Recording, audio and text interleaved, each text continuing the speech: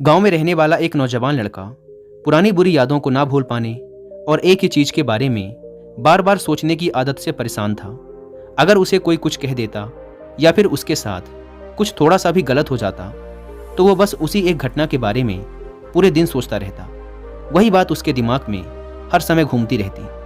फिर वो या तो अपने साथ हुई किसी बुरी घटना के लिए अपनी किस्मत और भगवान को कोसता रहता या फिर अपने मन में उस इंसान से बदला लेने के ख्याली पुलाव बनाता रहता जिसने उसे कुछ कह दिया था या उसके साथ कुछ गलत किया था।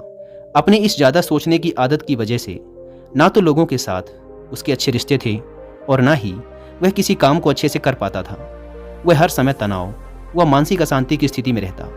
उसकी ऐसी हालत को देखकर उसके एक मित्र ने उसे सलाह दी कि यहाँ पास के ही एक बौद्ध मठ में एक जैन मास्टर रहते हैं, तुम उनके पास जाओ, वो तुम्हारी इस मानसिक समस्या का कोई ना कोई समाधान अवश्य बता देंगे।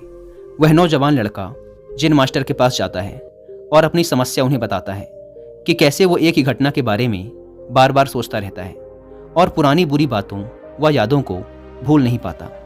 लड़के की समस्या सुनने के बाद जैन मास्टर वहाँ से उठकर मठ के अंदर चले जाते हैं। जैन मास्टर का बिना कुछ उत्तर दिए यूं उठकर चले जाना लड़के को कुछ अजीब सा लगता है, लेकिन वो फिर भी वहीं बैठा रहता है।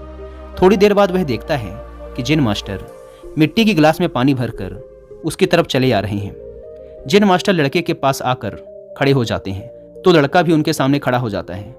जैन मास्टर लड़के से पूछते हैं, बताओ इस गिलास का वजन कितना होगा?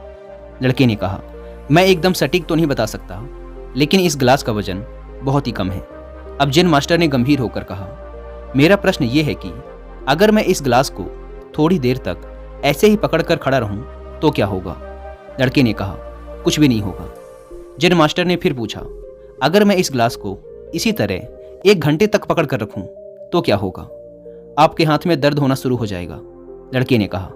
जैन मास्टर ने फिर प्रश्न किया, अगर मैं इस गिलास को ठीक इसी तरह पूरे दिन पकड़ कर रखूं तब क्या होगा? आपके हाथ में बहुत ही भयंकर दर्द होना शुरू हो जाएगा। आपका हाथ सुन्न भी हो सकता है, आपकी मांसपेशियों में भारी तनाव आ सकता है और यहाँ तक कि आपके हाथ को लकवा भी मार सकता है। लड़के ने गंभीर शब्दों में कहा। जैन मास्टर ने कहा, बहुत बढ़िया, लेकिन क्या इस दौरान गिलास का वजन बदला? लड़के ने कहा, नहीं, वजन तो नहीं बढ़ा। तब भला हाथ में दर्द और मांसपेशियों में तनाव क्यों आया?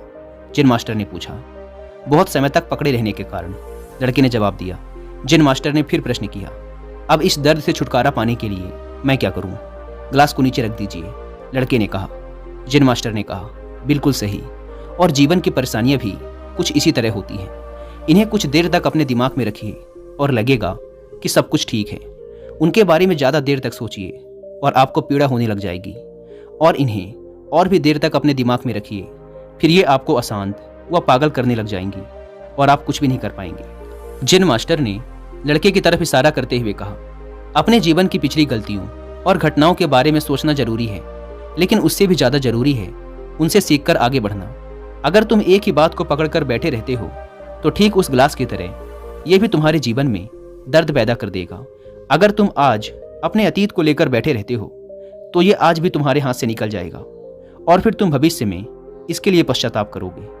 तुम अपने अतीत के लिए जैसा इंसान बनना चाहते हो या फिर जिन गलतियों के लिए पश्चाताप कर रहे हो, तो तुम आज से ही वैसा इंसान बनने का प्रयास करो और कोशिश करो कि आज तुम वैसी गलतियां ना करो जिसके लिए तुम्हें भविष्य में पछताना पड़े। इसलिए चिंता करना बंद करो और अपने आज के कर्मों पर ध्यान दो, क्योंकि चिंता व्यक्ति को उसकी चिता तक ले जाती है। दोस्तों, चिंता करने की आदत को छोड़कर एक खुशहाल जीवन कैसे जिया जाए, इस पर विश्व प्रसिद्ध लेखक डेल कार्नेगी ने एक बहुत ही अच्छी किताब लिखी है जिसका नाम है how to stop worrying and start living, यानी चिंता छोड़ो, सुख से जियो। अब तक 10 मिलियन से ज़्यादा लोग इस किताब को पढ़ चुके हैं, और अगर आपके पास इसे पढ़ने का टाइम नहीं है तो आप हिंदी में इस पूरी किताब को सुन भी सकते हैं कुकू एफएम ऐप पर। इस किताब में चिंता करने की आदत से छुटकारा पाने के कई सारे तरीके बताए गए हैं।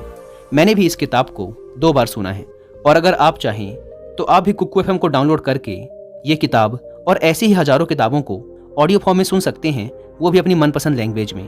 कुकू एफएम, जो कि इंडिया का सबसे बड़ा ऑडियो बुक प्लेटफॉर्म है, उसके पूरे साल भर का सब्सक्रिप्शन पड़ता है सिर्फ 399 रुपीज़ का, लेकिन इसमें भी आप 200 रुपये बचा सकते हैं अगर आप यूज़ करते हैं कूपन कोड WI200, और आपको इसका ईयरली सब्सक्रिप्शन पड़ेगा 399 की बजाय सिर्फ ₹199 में। लेकिन जल्दी कीजिएगा क्योंकि यह ऑफर सिर्फ पहले 250 यूजर्स को ही मिल पाता है। ऐप को डाउनलोड करने की लिंक भी आपको डिस्क्रिप्शन एंड फर्स्ट कमेंट पर मिल जाएगी।